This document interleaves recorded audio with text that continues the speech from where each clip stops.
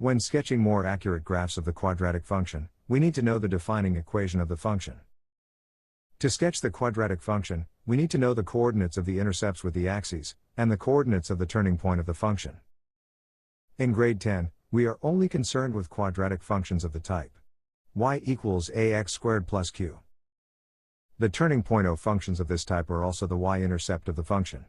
In other words, the value of q gives the y-intercept and turning point of the function. To sketch the function y equals x squared minus 9, we will determine the x-intercepts and y-intercept of the function using the dual intercept method. The turning point will be the same point as the y-intercept of the function. To find the x-intercepts of the function, we put y equal to 0. Thus, 0 equals x squared minus 9. Factorizing this quadratic equation, and solving for x, gives us x equals minus 3, or x equals 3. The x-intercepts of this function are therefore the points, minus 3, 0, and 3, 0. To find the y-intercept, we put x equal to 0. So, y equals 0 squared minus 9, which means that y equals minus 9. The y-intercept of this function is therefore the point 0 minus 9. The y-intercept is also the turning point of the function. We can now plot these points, and draw a smooth curve through them.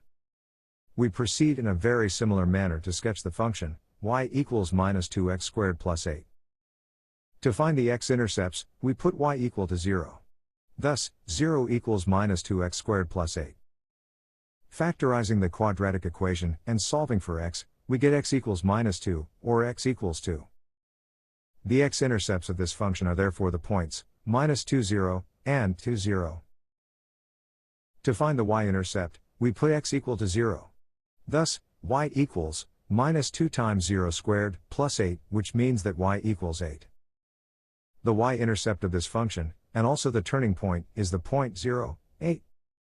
We can now plot these points and sketch the function.